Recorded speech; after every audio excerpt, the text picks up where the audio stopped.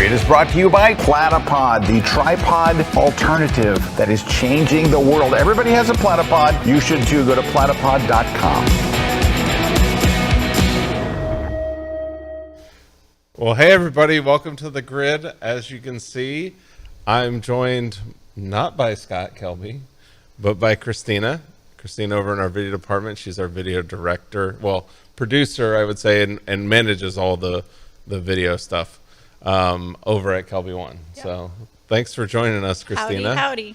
Last minute here, because Scott is not here. Scott is at a family thing, so we are taking over. We're taking over the grid. We're taking over the grid today. But we're not going to not have a show, because we've got a lot of knowledge that we think we could pass on to you. But we'd love, this show is all about your questions. You giving us questions, we'll give you back the answers from our experience. One of the things that I think with Christina coming on the show that we could focus on would be things around planning, producing, which we're both big into. Mm-hmm. Actually, we both have similar backgrounds. So, I mean, it comes into, that's a lot of great photography comes from planning and that process of planning. But she's a wealth of knowledge when it comes to especially ways of doing stuff affordably and effectively without breaking the budget, which I know we're all about. It doesn't matter what your end budget is. Everybody is always concerned with the budget. It doesn't matter if you're working for a little, just a couple versus you're working for a big corporation. They still have the same budgetary constraints. It's just a little bit different. So it's working through those constraints. Right. And we're taking your questions. So this is about, anything to do with planning your photo shoots, open Q&A. So definitely. Well, it is open. Yeah. So if there's anything else you want to ask us about, we both own Teslas, so I'm sure we could comment on that. Anything night photography related, I could definitely help out with that. Landscape photography related, travel photography, aviation photography. And even if you're into rocket photography, if you're one of those few like us that are into that, any questions about any of those topics, as well as anything. I mean, we're pretty well versed on about everything. Right. So yeah. Okay, so we got our first question in. So here, let's just kick it off here. Before we're going to get to prizes here in a second, but I want to get to questions because that's what this show is about. Lewis is asking, and this is a great question for you, Christina. How long does it take to create a 1 hour training segment? So say we're doing a class for Kelby One. Yeah. How long does it take? But I think you need to fully answer that question because it takes a lot longer than people would think. Yeah, absolutely. So hi, Lewis. Thank you for your question. One of our classes are, I think of them as broken up in different categories. So depending on whether it's like a studio type of class versus some kind of hands-on or on location doing photo shoots type of class. So I typically will budget how many days it'll take depending on the content. And so if it's a studio type of class, usually that'll be about a day. We'll start in the morning. If it's a really seasoned instructor, then we might even just take half a day and then we're done. I remember, I can tell you that Terry White was one of the fastest instructors that we filmed. Yeah, we were like, whoa, we've never got a class done this quick, and we were all just cheering him on. And so a half a day if you're lucky, a full day typically is what we aim for. And then there's a couple other classes that maybe we're going to multiple locations. So that's going to happen actually next week. We're going to do a class with Jefferson Graham.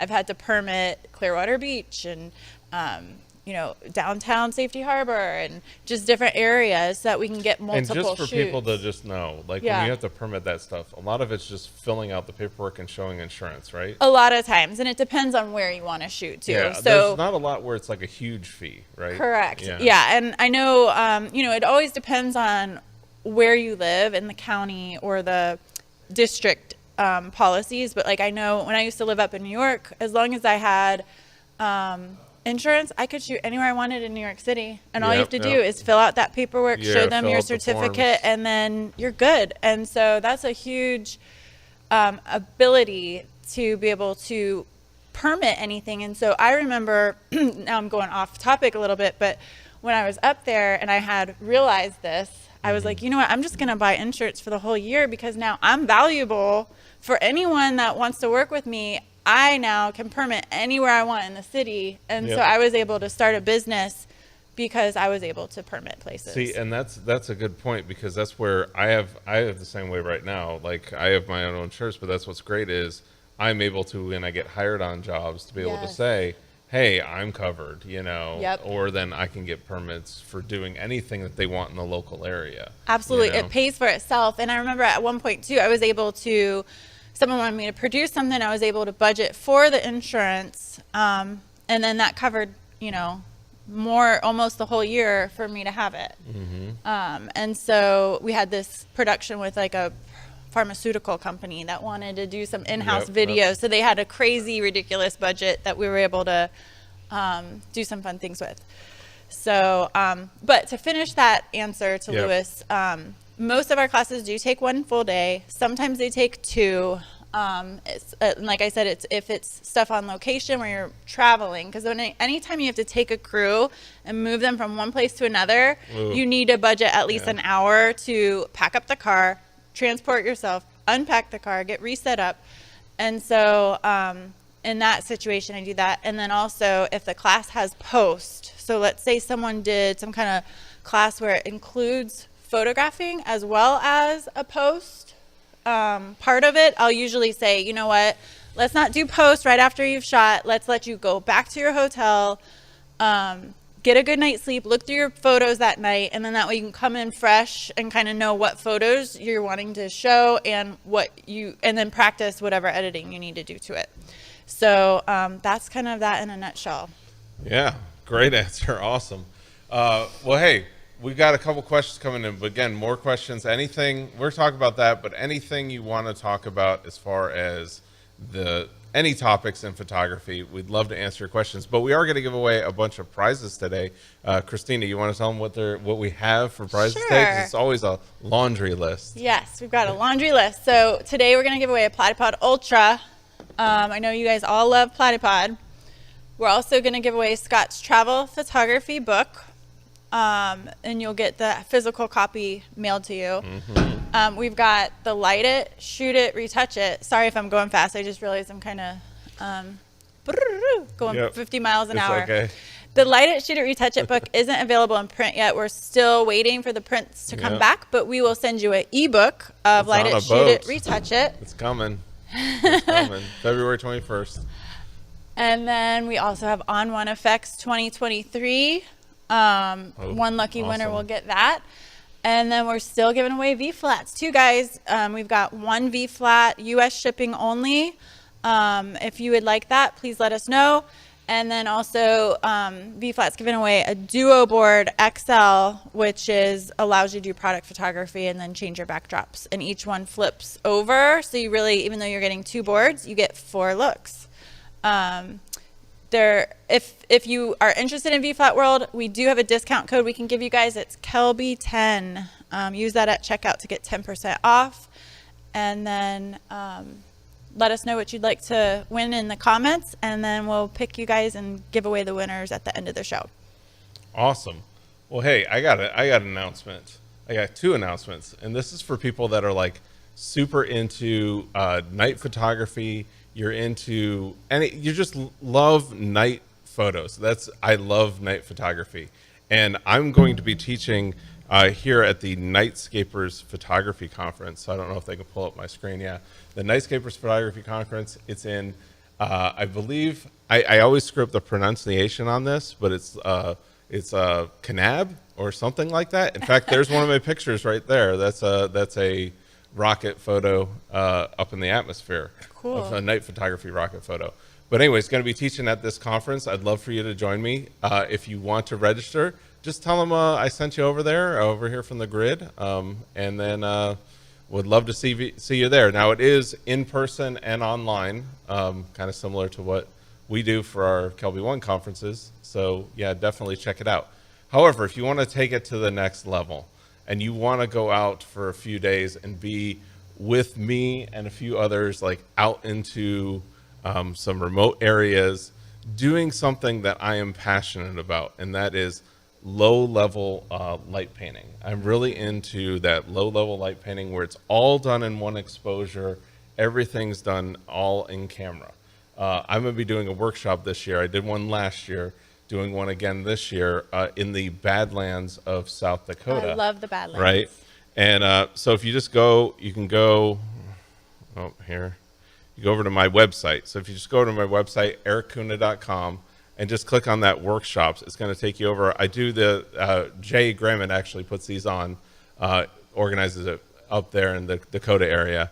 But we have, this is just amazing for me that what the next thing is actually coming to our workshop. Yes. Is one of my favorite people in the world. And it was such an honor. He said, if you do this again, I want to be there, because Really? he saw stuff and he was like, I want to be there. So I said, okay, fine, I'll tell you. So Russell Brown is going to be at our workshop. So yeah, if you come over here, Wow. and you can see like sample images as well. So Russell's coming, and you can see these are all done. These are single exposure. That was from an area that we're going to be going out there. You got a fire station, the Milky Way behind. This would be pitch black without the lights that we bring on. Fantastic. And that's, again, done all in one exposure. We're going to, we've got these really cool west sets. And then we're going to have cars and different scenarios. These obviously aren't up in the Badlands, but the same techniques. So we're going to be light painting cars, light painting different devices there. And we have the most awesome place to host a workshop. It's on a working cattle farm. Wow. And three best breakfasts of the last 10 years were at that ranch. Wow. So, and it's all included. It's an all-inclusive thing. So yeah, check it out. If you go over to my website, again, erikkuna.com, just my name, and then you can check it out right there. So really love to have you guys join me. It's going to be an adventure, and I know with Russell there, it'll be even more of an adventure, because with me and him, like, he's just such a creative genius. So creative. And he unlocks things in Yes. my mind. So And very he excited also about loves like the light painting and all of that too. Oh, so. yes. I'm super into it. And again, it's one of those techniques that once you master it, it's so easy. Most of the lights we use, you can outfit yourself for a couple $100s and be doing everything that you see there. How fun. I remember a long time ago, like teaching students how to light paint, and it's so fun to do. And you don't know what you're going to get until after it finally clicks. Yeah. And then you go check it out. And then sometimes you have to run around and then do it again and see like, oh, that part wasn't lit up enough. So Well, I bet you guys will have so much it fun. was. And it's a great technique I found that works in a workshop, because Yeah. we all are doing it at the same time. It's great. Like, we went out to a barn out there, an old barn. I don't know. I could probably dig up the shot, but it's like 15 of us are shooting this barn, and I'm literally moving around lights and moving around and like composing it as we're going, and we're all shooting it. We're all seeing the same results, and that's what's great about it. Yeah. Yeah. Yeah. For sure. yeah, I definitely think check it out. workshops are definitely, if you want to take it to the next level and you just want to get, it'll push you for like to get out there and want to Yep. create things. But Yep. then also, just like I remember Eric and I were just talking the other day about how when you're like at a workshop and someone's been struggling, but then all of a sudden it just clicks and then they get it. And Yep. so it gives you that chance to just go even higher. Yep.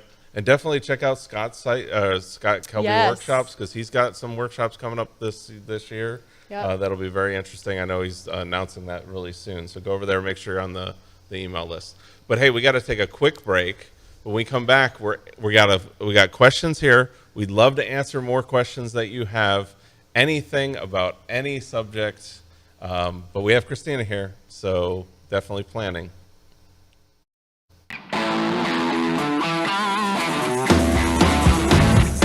Let me ask you a question. Where's the best place to do your post-processing for the travel images that you shot on your phone?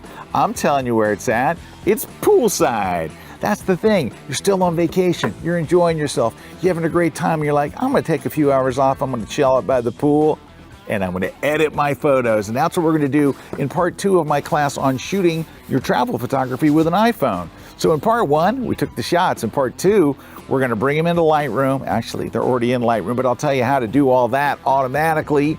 And then we're gonna go through the whole post-processing steps right on your phone or right on your tablet, whichever one you're using Lightroom. It's gonna rock. Everything's gonna be synced back and ready to go. When you get home, all your images are there, they're done, you're having a great time, and it all happens in real time because you're by the pool editing your images in Lightroom. I hope you'll check out part two of my class on using the iPhone for your travel photography. Hey everyone, I'm professional landscape photographer Ian Plant, and right now I am in the Upper Peninsula of Michigan along the scenic south shore of Lake Superior to do some winter landscape photography. And what brought me here is the amazing ice formations that you can find along the sandstone cliffs and caves of this region. And while I'm here, I'm going to share with you some of my favorite tips and techniques for taking amazing winter landscape photos. I'm going to talk about finding the best winter landscape subjects and creating dynamic compositions and visual designs that will draw the viewer deeper into your photograph. I'm also going to talk about the best light, color, and weather for winter landscape photos. And I'm going to discuss the practical aspects of successful winter landscape photography, making sure that you've got the right clothing to keep you warm and making sure that you can keep your gear safe from the cold weather. And we're going to take this from abstract theory to practical application. I'm going to take you with me along on a few photo shoots inside some of the ice caves up here. So join me for my latest class over at kelby1.com.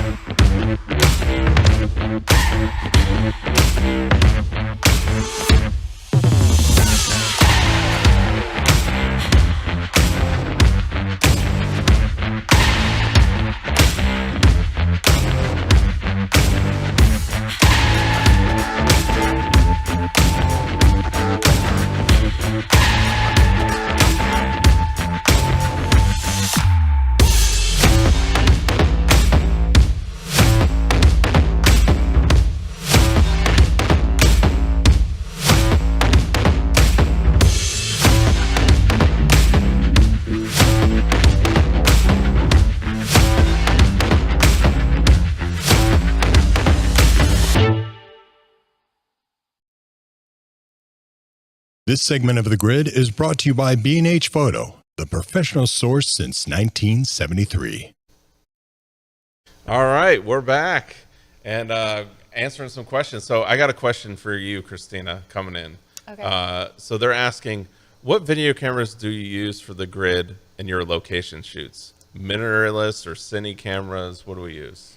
Well, we have a ton of different cameras. A lot of our cameras, we do tend to have Canon. That's what we use mostly. Primarily. We have C100s in the studio, which is more of like a video camera. We have multiple that are set up and just stay here. Then we've also got, when we're on set, we have an R6 that we've been using lately. We've used the DJI Pocket, which we love. Our video team loves that camera. It's very small, but the stability is fantastic. It's great for those location shoots. Yeah, and so you could be in a car and driving and talking to someone and it'll still be pretty stable. And then the other thing is that as long as there's good lighting, it's 4K footage, very sharp. And so usually I'm fine with using that as long as it's exterior and daytime. If we are going into night shoots or something like that, it would be grainy. What else do we use? Gosh, we have the drones. We have drones, Mark 2, is it? No, Mark 3. Mark and Mark 4. And a Mark 4. Yeah. So we'll use about anything to get the job done. Yeah. But mainly Canon cinema cameras. Yeah. Yes. And normally we'll set up one camera to be like the main shot and then another camera to have like cutaways and film other things that might be happening. So like if someone's explaining about a light, then we have a second camera to, show the light. And so depending on what we're doing, we also have a camera if it's at nighttime and we need to do some kind of like Infrared, night yeah. shoot. Yeah. There is on the jib that you guys see when we come in and out of the grid. That camera actually is what we use for the nighttime stuff. I think what is it? It's a Canon. It is a it's Canon. a Canon that has an infrared mode, and then we have infrared lights as well. Yep. Yeah, fun So stuff. we had to shoot a light painting class with Dave Black, and Yep. that came in handy so we Yep. could see him at night while he was doing Yeah, his it's thing. a great class. Yeah. Very cool. Awesome. So let's see. Gord Smith is asking, when shooting, I believe this is SRBs, it's SBRs, but I believe it's SRBs, meaning solid rocket boosters at night. What is a good starting point?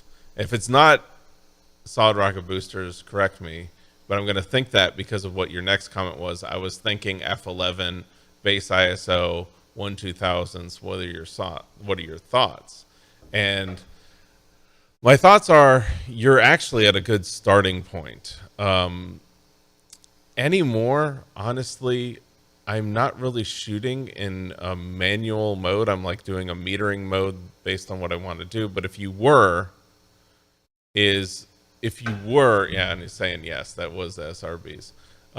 If you were shooting in manual and you were that you've got a good starting point. That at the end of the day, F11, ISO 100 and 1/2000 is going to properly expose that bright solid rocket booster at night, which a lot of people just go like, is that even possible? And it's like, that's how bright they are. But my caveat to it is it changes by rocket. We just had the Artemis one go off last year, and I was metering that one for a proper exposure at F11 ISO 100 1/8000th of a second. So I mean that's 1, 2, 4. That's 2 stops different than where you're at. Now where you're at would probably be accurate for most things, but so that's where it comes down to. But that's where I say I don't do that whole like metering, especially when it's the beginning of a rocket. Like when I did the Artemis one, especially because we had no idea how bright it was going to be. So when you lock yourself into manual mode, you can get. I had a lot of friends that just got a lot of blown out because Wow. they didn't think it was going to be that bright. Right. So that's the answer to that question. I think you're in a good starting point. The closer you get to it, the more those numbers change. So the closer you get, and that's just inverse square law with light. Like the closer you're going to get, so the farther you're going to get away, those numbers are going to change too. That's why I'm not a fan of manual. That must stuff. be so nerve-wracking because, like he was saying, you have to lock your cameras down and then go away and hope that your settings that's the worst were right. when you're out there and you're setting up at the pad and you're having to like guess, Yeah. like what it's gonna be like hours later. Yeah, it's nerve-wracking, that's for sure. So, anyways, what else we got here? So let's see. Kevin's asking, what type of insurance and where do you buy it? So maybe let's dig deeper into like, okay, what type of insurance? Because here it matters on what you're doing, right? Right. If you're just wanting to protect your equipment, a lot of times you could your homeowner's policy, your renter's policy would cover your equipment. Absolutely. So that's of course that's in your home. Like, there's other ancillary insurance, but that's where it's like, if we're talking equipment, it's different. I think the keys with equipment are making sure whatever insurance provider you go for, I've had to do is we'll actually cover what your equipment is. Like, we'll cover the amount of equipment you have and also the price of certain gear. A lot of equipment, if you start reading in the fine print, it'll be like a maximum claim is like $1,200. And I'm like, I can't. Like, I have pieces of equipment that are more than $1,200. Right. So I have to go to a different type of insurance. But that's equipment. I think we were talking more about Like the production. permitting and the production. So what type of equipment or what kind of insurance? So, it's a production type of insurance that you would want. And then basically, there's 2 ways to do it. If you just want to do one shoot and you're not going to be doing this all year long, then you can actually just buy for a certain date or for a certain duration. And so if you wanted it for the whole year, a lot of times you can get better rates that way. And then you're covered for anytime you want to shoot. In general, what you want to do is, you can buy it from a whole bunch of different companies. So it's not about where do you buy it, but it's about just making sure you have production insurance that can insure you for general liability of over $1 million or up, like $1 million at the minimum. Yeah, $1 million's kind of like, I would say 99% of places, like they're going to ask for a general liability insurance, and they're going to ask that you can be added as an additional insured. Correct. That's going to be, you have to make sure you have a plan that you can have an additional insured and that you can add those names. Some insurances you got to read, they'll charge you every time you do that. Some of them will give a flat fee, and then you can do as many as you want that year, stuff like that. So actually the one that I use is right here, is full frame insurance. So if you just go to fullframeinsurance.com, you can check it out. But there's tons of different types. I'm not saying you should use this or shouldn't. This one is designed for people who have a business who's doing photography, not for like a hobbyist or something. But if you had a side business or something, that allows me to, again, pull permits. You see there, it got general liability, all that stuff. And like Christina said, they have them where you can just buy it for an event. Like there you can see you can buy, like, I'm doing an event and I just want to buy it for that event. Right. Of course, why would you buy just the event when you can do the annual? Yeah, it's right? great. And that's what anyways. Yeah, and then what happens is, like, let's say I need a permit somewhere.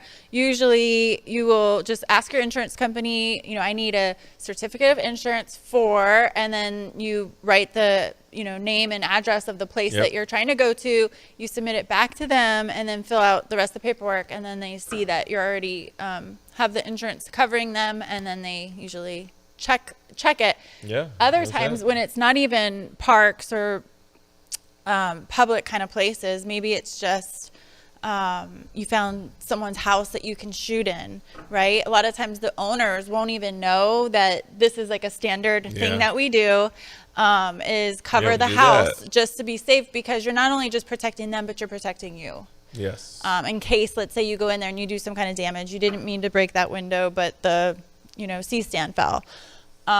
So it's or just something good practice. more severe. There's always more severe. Or you scratch the floor or whatever, it's always a potential that something can happen. Break something priceless. Yeah. Yeah. But yeah, I always just go ahead and get a certificate of insurance wherever I'm shooting so that everyone's protected. And a lot of times the places we go don't even know that. They don't even know, but you're doing it anyways. And that's where, like, even with this one, it's all done in a back end. You just put in who you're doing and then hit the submit button. It's really easy. It is very easy. It's just getting in that habit of doing that. All right, so we do have to take our next break. When we come back, we've got a few more questions, but we'd love to get more questions. If you have any about anything you want to know about photography, we'd love to answer it for you. What if you could hire an extra set of hands just to deal with editing your photos? And what if this assistant was thinking and editing exactly like you? With Imagine, this is not a distant dream. Introducing your new personalized AI Lightroom Classic editing assistant. It analyzes your unique editing style down to the very last detail and applies that style instantly and uniquely to every new photo from your Adobe Lightroom catalogs.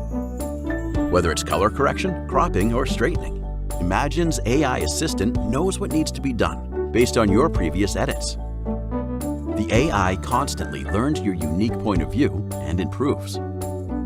With just a few clicks, Imagine edits your photos in your personal style faster than ever.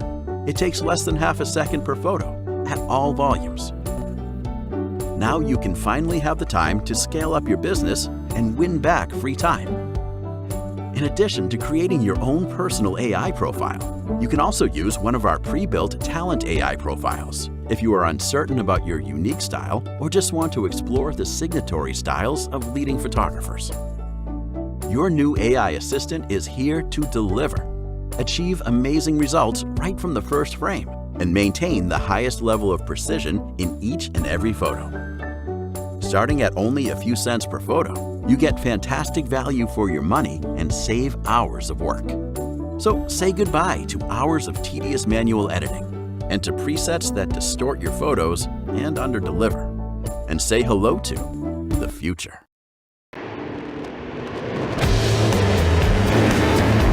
Hey, Erik, Kuna here, and I'm here with the new Canon R7. We're taking this through its paces. We're out here at an air show. We're gonna put it through a real-world example, show you how this camera performs actually out shooting an event, right? This is what this camera is designed for. Peak action, we want telephoto, we wanna be in on the action. We're gonna put this through its paces, figure out what it can do, what it can't do, any highlights it has. These are the type of images that you can produce with this camera. We're gonna see if there's any things that we need to address with it. And then we're gonna actually take it back into the studio and we're gonna go through all the buttons, all the dials, the menu system, explain what everything is so you're up to speed on how to make the most out of the Canon R7. So join me on this class on the new Canon R7 at kelby1.com.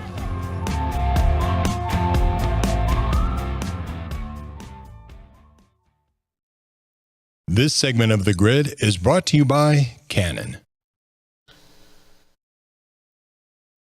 All right. Well, we are back and we're answering your questions. We're going to jump into some more questions right here. Yep. Yeah. And I guess there's a comet coming this month. I didn't even know that, but Bruce is asking any advice for capturing pics of the comet that's going to be visible. Yeah, it'll be visible at the end of the month. So Okay. it's going to be kind of towards, the best visibility is like the 20th to the end of the month. So like in that range. But it's not going to be as dramatic as some of our other comments that we've had in the past few years. Like we had the Neowise one a few years ago that was just really prominent. This one will be on the sky. So the best way to capture it, honestly, is, just having a regular good night photography setting. And what that tends to be is balancing a higher ISO with a long enough shutter speed where you don't get trails in the sky, which reality, it's very easy. Well, there's some shots like right there. That's actually from that place. That's that fire station that I was shooting earlier. We had waited till night, and you can see like right up in the set corner. I mean, well, in fact, there's kind of like your settings. ISO 6400. It's at a 21 millimeters. It's f2.8. And it's 15 seconds. 15 seconds because at 21 millimeters, if I go longer than 15 seconds, the stars appear to start trailing a lot, And what that's going to do is that's by boosting that ISO and letting in that light, you're going to see that comet moving. You're going to see the trail of that comet show up where it might not show up with your naked eye. Just like here, in these scenes here, like we could not see the Milky Way that well. We enhanced it, but that's what you're doing with those settings. You're pushing your eye past where it can normally get. So that's where with a comet, same thing. Now the only difference would be like if you start getting down here in like that twilight area and start capturing it in that twilight area, like in here, it's going to be a little harder to see, but a lot of times that can be cool if you can see it during that twilight area as well. But you really want it to be at night, with those settings. That's a star trail, but that's exactly what I'm talking about. You see how the stars trail? That's what happens if you leave your exposure open for a long time. And that's when we light painting, low level, and doing star trails, combining it all together. So cool. So, but that's what you want to do. You want to be doing that where you have a setting, and you can see like the settings are very similar between these. Like during the day, it drops down, but then like right there with that, we're at ISO 6400, 24 millimeters, and only 10 seconds. Again, why 10 seconds? Because we went to 24 millimeters. Takes less time. We have less time to keep it exposed. But yeah, anything like that, I would say if you're that 18 millimeter, 24 millimeter, something around 10 and 15 seconds and a high ISO at night, and you're going to be good. Nice. Yeah. Let's see. I think there was another question that came in for you too, from Nina, and she's asking how many and what type of lights are you using when you do a typical night shoot like the barn scene in the Badlands? So like that barn scene, so how many, it's very low level. to where I'm using lights that I found at Home Depot that are really nice. They like got that good color temperature to them, or lights that are used for camping that are $20 that, or I do use professional lights like the more fancy ones. So, but the bottom line is it's just like Scott likes to say, a flash is just a bright flash of light. Continuous light is just a light source. Like it can be anything. Little tea lights. I found little tea lights that just have good color temperatures that I'll put around, and that'll light up places, like light up the light post or light up the inside of the, like inside of the, in here in this shot, you got like the inside of the barn lit up. That's just a little camp light that's sitting in there, making that glow that's coming on the floor and the glow that's coming out of the door. Like same thing over here. You got lights inside, and they're just cheap little lights that you're doing. So how many though? On typical scene, like a barn scene like that, I'll probably have 3 or 4, you know. But again, they're small, they're little, they're not a lot, but 3 or 4. Different ones, maybe 1. I think I showed one just a few weeks ago. It was a shot of the Tetons in the famous barn, and it's lit up by 1 light, and that's it. So it could be as fancy, or it's just the same as like studio light. That's what I love about it. It's studio lighting out in the field in nature with landscapes or big structures, which I love. Yeah. So cool. What else do we got here? So Philip is asking, do you have a vision for a shot first and scout the location, or does seeing a location drive you to develop photo options? That's a great question. What do you think? So I think typically it's that first you have a vision and then you're going to scout for the location in general. But not to say that that doesn't happen, because a lot of times maybe you do see a cool location, you're like, oh my gosh, we need to do something here. And then you eventually develop something to go shoot there. But I think in general, first you have like some kind of idea, and then you're like, okay, now where are we going to shoot this? And then you have to go scout for it. What would you say? I say I'm a combination of both of these. Is really honestly what it is like sometimes I have a shot. Like earlier you saw that, like the shot with the boat and the Milky Way behind the boat. Like I had that shot in my head before I went. Like I knew that shot. But other ones, like even this one, the firehouse, like I knew kind of where I wanted to go. I knew where I'd be. I knew I had been there before. But then when I got there, I developed the shot, you know. But that's where I want to make sure it's clear. It's like in the planning, I knew the location would work. I knew the time of year would work. I knew the places that I would want to shoot would work. I just didn't know exactly what I was going to go do. So that's one thing with photography, is like putting yourself in the right space to develop shots. Because I think some people with planning, I think where some people get like, I don't really want to go down there, is they feel like they want photography to be spontaneous, which I do like photography to be spontaneous. I like to use planning to set up myself for the best spontaneous outcome. Yes, Does that make sense? 100%. You know? Yeah. So it's like I've done all the due diligence to make sure, hey, we're at the right location. Hey, we're in the right month. Hey, we're in the right time of year. Hey, the weather's going to like be statistically in our favor. Like anything that I can control to go, I am setting myself up for epicness. Now, once I get there, I have to figure out what that epicness is. Yeah, and I think that also depends on the genre that you're shooting, Yep, right? it Because does. if it is like a landscape type of shoot, of course, that's when you are actually planning to go to a certain location, but you know, you might not know exactly what you're going to shoot yet.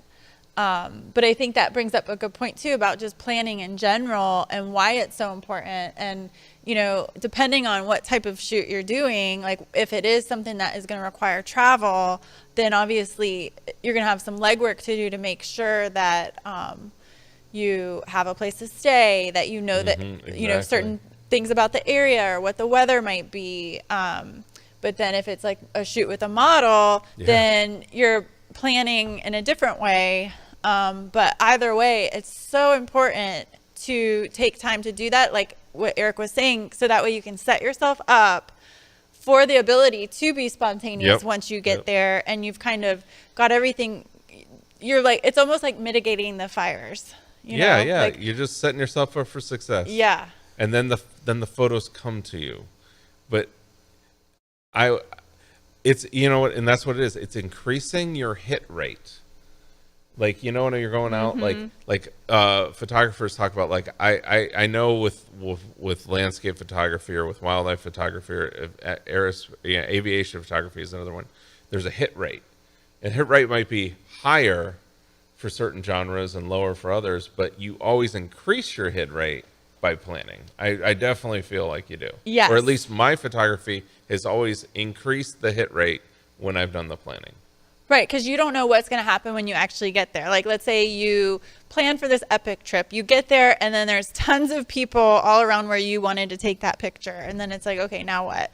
Or, you know, you set something up, and then now someone got sick. And so you just don't know what life's going to bring. Yep. And so as long as you plan everything out, then when those unexpected events happen, then you're able to navigate and quickly get back on course.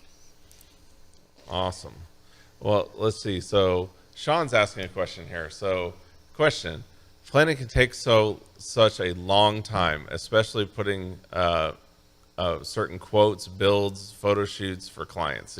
So yes, when you're building it up, it's a period of time that's hard to sell people on too, right? Sure. Because they're like, oh, well, you should just know, but it's like, it takes effort to plan this stuff out.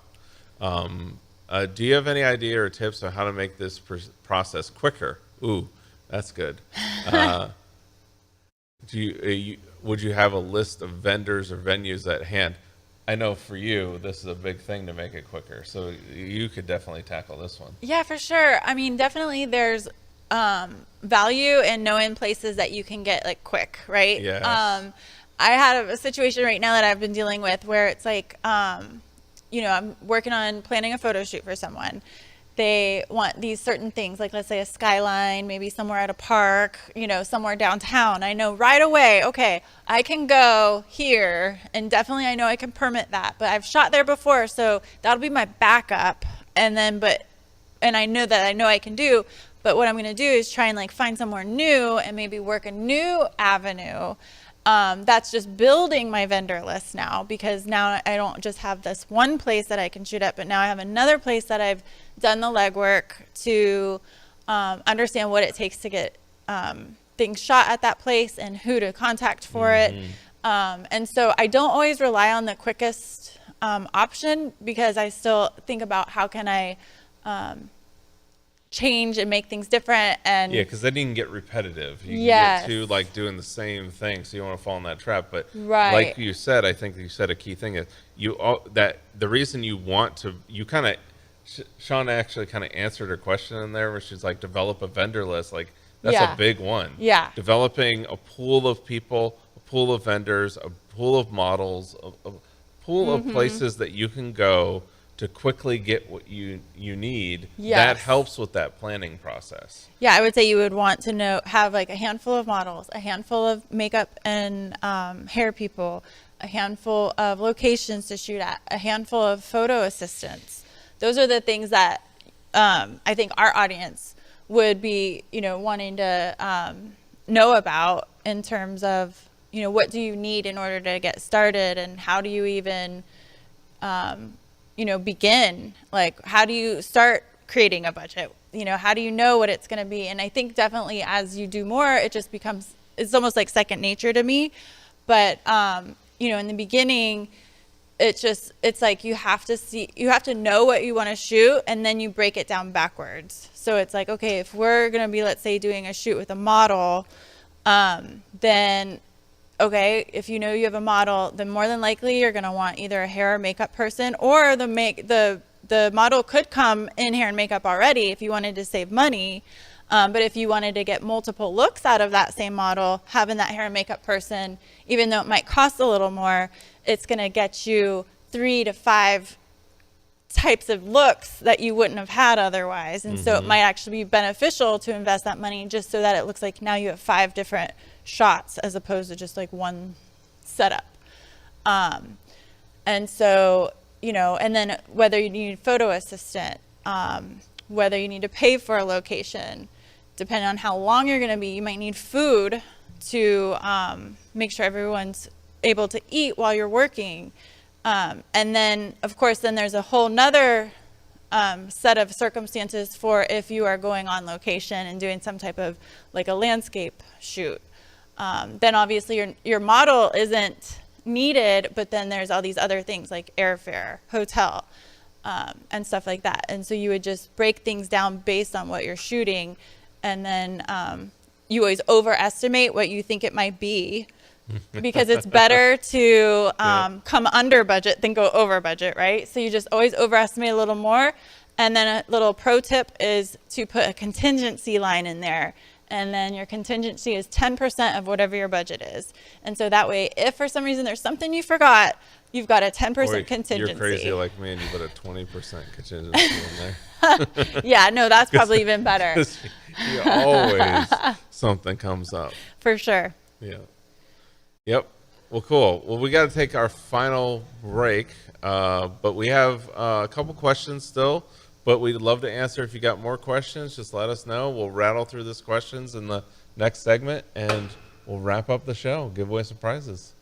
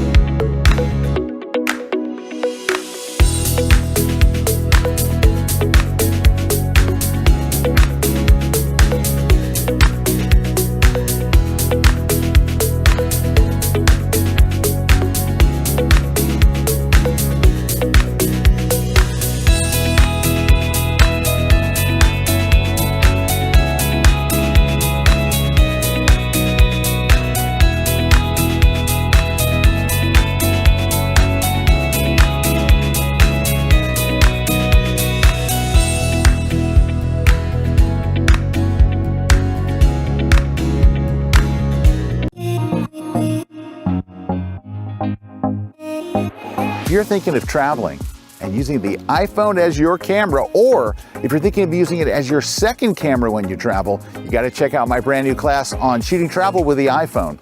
One of the great things about the iPhone, besides it's very lightweight and you're already carrying it anyway and it's connected to the internet and all that stuff, there are certain things that you can do on your phone that are actually much easier and much more fun to do on your phone than it is to do on your mirrorless or your DSLR. There are so many advantages, and what I'm going to do in this class is we're going to start off by going through a bunch of different camera settings. I want to get you set up with your camera for maximum success when you do travel.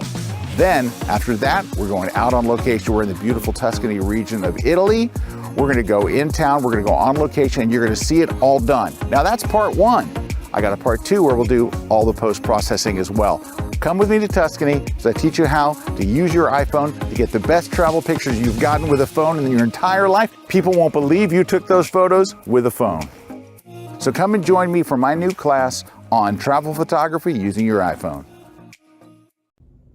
Hey guys, I'm Tuvi, and I'm going to show you two really cool products that we at VFlat World sell. So the first one is our Duo boards, which are double-sided, hyper-realistic backdrops for food and product photographers. They come in two sizes. This is the larger side. We have all different types of textures and designs. These are some of the new ones that came out recently, and they also, there's a bag option available for them. And our other product, which is what we actually started the company with, it's called a V-flat. It's a foldable V-flat, and it's used for portrait and studio photographers to control light on their subjects, to either add light with the white side or use the black side to subtract light, or even block like an unwanted window light coming in.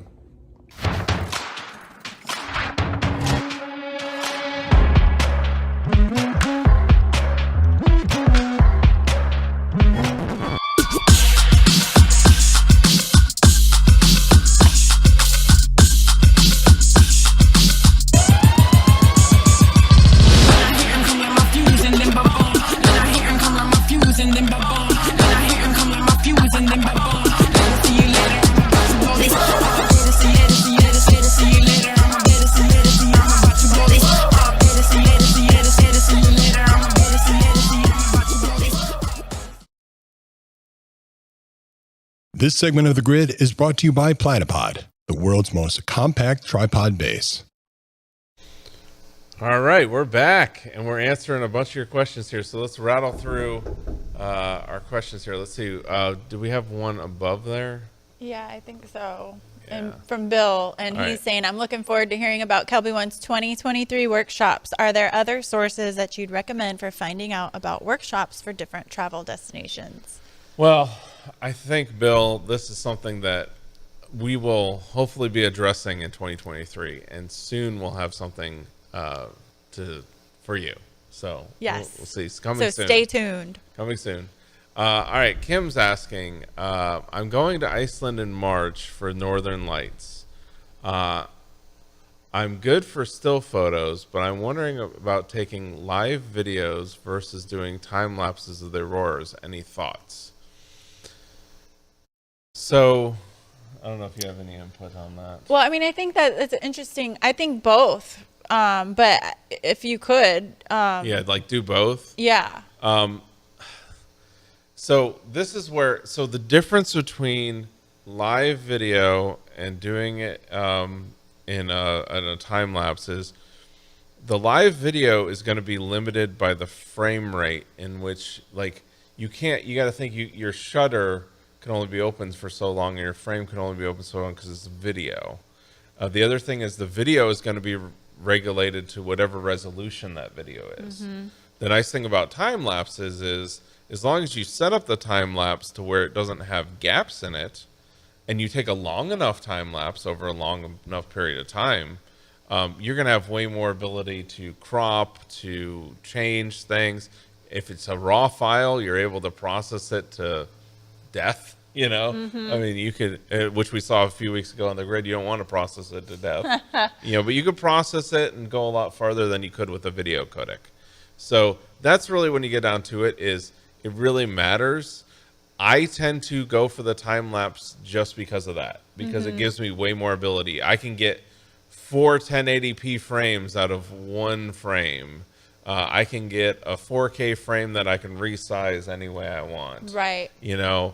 Some cameras I have, I can get an 8K frame from that. But again, as long as you're doing that repetitive, and the thing with the Aurora is you're going to have to leave your camera open for a period of time in order to capture that high ISO, you're trying to get a lower shutter speed because you wanting to capture that over a shorter period of time to show those waves in the Aurora, so that's when you get down to it.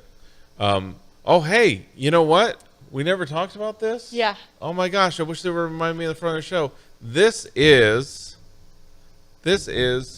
oh, we totally forgot. They totally didn't remind us until right now. This was Glow Week, where Scott was going to do a glow tip. Well, the thing is, Scott recorded a glow tip, and we've got to show that glow tip. So just before we get into it, what is this? We're doing Photoshop tip every week. Yep. Right? A new segment on the grid. And this one is about glows, because last week on the photo critiques, we had so many people that had halos or glows around the edge of their images. So Scott really wanted to do a tip from that show to really help you all out with removing those glows in Photoshop. So let's go ahead and see that.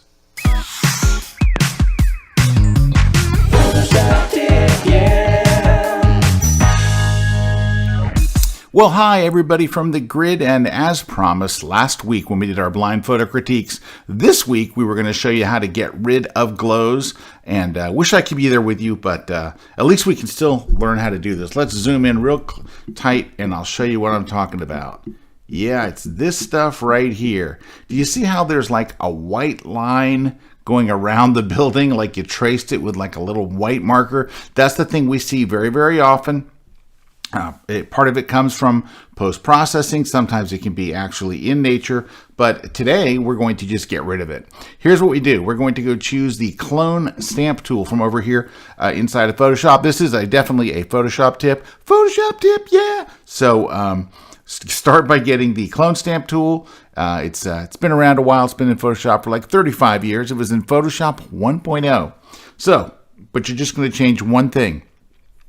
You're going to go up here to the options bar at the top, right? You're going to go ahead with options bar way up here, and you're going to change this blend mode from normal to darken. That's right. We're going to switch it to darken. What does that do? That tells Photoshop only affect the pixels that are brighter than where I sample. So to sample, you'll get the brush and make sure it's a nice soft brush, right? Nice soft brush. And option click. So if you're on Mac, it's option click. If you're on Windows, it's alt click. Right nearby in a clean area. And then when you go over here to paint, it won't erase the building. It'll only erase things that are brighter than that sky that you sampled on. So let's move over here, and you can get rid of these glows really quickly, and you don't have to worry about accidentally erasing. As you can see, I just painted way over the building. You don't have to worry about erasing the building. What about these little detail areas? Look, you can go right between these things and just get rid of it, and it works. Whoops, I don't know what's going on with my mouse there. Sorry, my mouse. It's not a mouse, my trackpad went crazy there for a second. But that's it. You can just move right through this really quickly. You can go between the leaves of trees and stuff like that, and you can get rid of that offensive glow. And there you have it. That's our glow situation. Now, if for any reason that doesn't work, or you're dealing with a dark glow or something else, then I'll give you a second scenario. Let's set this back to normal. And what you would do is you would get the quick selection tool. And let's say you select this area of sky kind of right here. So we kind of select that area right there. When you make a selection around something like this, it's like you're putting up a fence. Like you're basically saying, look, we can't, anything that we do will have to be inside this selected area. So for example, if I were to option click out here in the blue sky and I tried to paint inside here, it won't let me do it. It will only let me paint inside there. So see that little line there? It will let me paint inside that selected area, but it won't let me paint outside. So that's what you could do. If it was a dark glow or something else, you could option click here and then paint right up to that edge to get rid of it. All right, and that's how you would get rid of that stuff. And we're going to go ahead and get rid of that line just because it looks stupid. And that's plan B. The other one will work most of the time, certainly for those light colored ones. But yeah, look, you can hear, we'll see the difference here. So yeah, let's go right here, and you can see the difference, and it's gone. So from there to there. All right. So that's it, guys. Thanks. Have a great show, and be kind to Mr. Kuna because he's all alone and scared because he's not gallivanting. And as you know, he's used to gallivanting. Thanks, everybody, and I hope to see you back next week here on the grid. And here's Kuna. All right. So how awesome is that? You can see it in Photoshop. We can take care of that problem, not have it on our images, and not have that. It's just that little thing that you can see. And usually, because sometimes you have to push the image that far, but just watch for it when you're editing. When you're editing, watch for when you're pushing certain sliders, like that clarity slider. If you're adding too much contrast, if you open up the shadows or compress the highlights too much, you're going to start getting that stuff. So just getting to that point of recognizing it, and then if you need to push it that far, take it into Photoshop, do the extra steps to remove that glow. All right, so another question. How long does it take Scott and his crew, I suppose, to write a book like Light It, Shoot It, Retouch It, or the travel photography book? And this is a great question. It is. It takes a long time. It does take a long time. It takes a long time. Like this is a process when he does those books. Now, it's not 100%. 100% of the, it's not like 100% of the time because Scott has 50 other things he's doing. Yep. But it's a long process, and not only is it Scott, he has his book editor and designer. So we have Jess and Kim. Yep. So also work with him on all those books, and so go through in that whole process.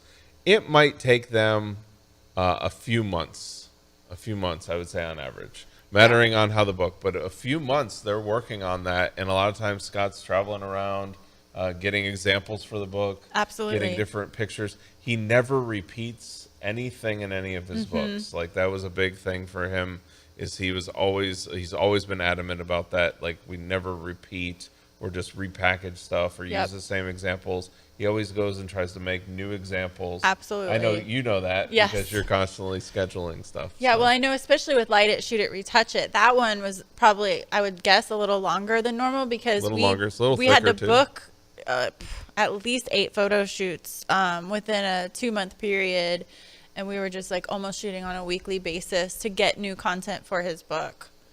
There you go. So yeah, it takes a while. It takes a while, and that's where a lot of effort gets put into a lot of things we do. Yeah. But books, especially, I mean, it's just a big undertaking. So there we go. Stuart's asking,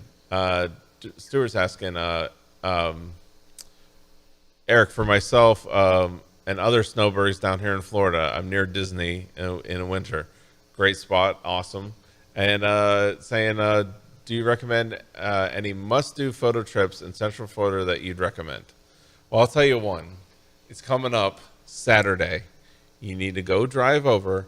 You take your car, you drive over, go to Jetty Park over on the coast, and right after sunset, there's going to be a Falcon Heavy launching.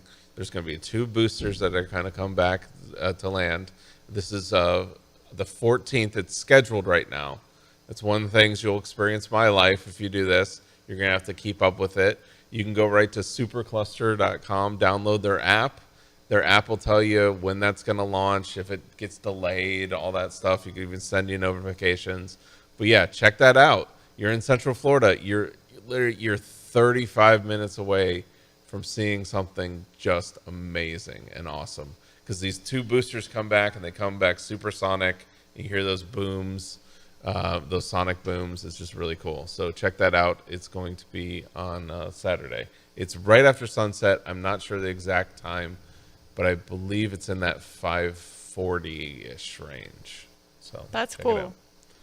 Definitely something. And if you can't get over for that one, I guarantee you there'll be way more. There's going to be they're on pace for about 90 launches this next year. So definitely. All right. What else do we have here? Nicole. Or is it Nicole? Let's go with Nicole. Okay. All right. And I think this might be for you. What are the most important things to look for when you're location scouting for a shoot with a model? Is there anything that immediately disqualifies the location? A location. That's a good question. That is a good question. And of course, if for us, we're looking in terms of also recording video. So, I'm wearing the hat of, how it looked for the photographer, but then also how is it going to appear for video? So of course, something immediately that comes to my mind that would disqualify location is sound. If something was very noisy, then that would disqualify location for the video crew. And that might not be the requirement for somebody else if you Exactly. don't care about that. So I think maybe you're So hitting if at it's the just answer at a might photo be, shoot, though, then maybe it might be if it's a very busy location and you won't be able to get a clean background or something. You would want to watch out for lots of people. A lot of times, you don't want people to come bother you while you're trying to get your work done. Of course, people will find it interesting as soon as you put a camera down. They're like, ooh, what's going on over there? And it's just hard to get your work done if people are constantly asking you, what are you doing? What's this for? And so a lot of times if you have like a model and, your camera, that will tend to trigger people's interest. But in general, you want to find some place that's going to be pleasing to the eye, give you a good backdrop, or interesting architecture. And then the time of day matters too, of course, when you want to get your shot. So I would suggest scouting the location at the time of day that you're wanting to shoot there too. Ooh, that's a good tip. Definitely a good tip. Always go to those locations when you would be shooting. Yeah. So then you can see also if there is something loud that only happens during that time. There's always things that come up or weird or instances. But I think you hit on in your question, you hit on something of when you're talking about disqualifiers.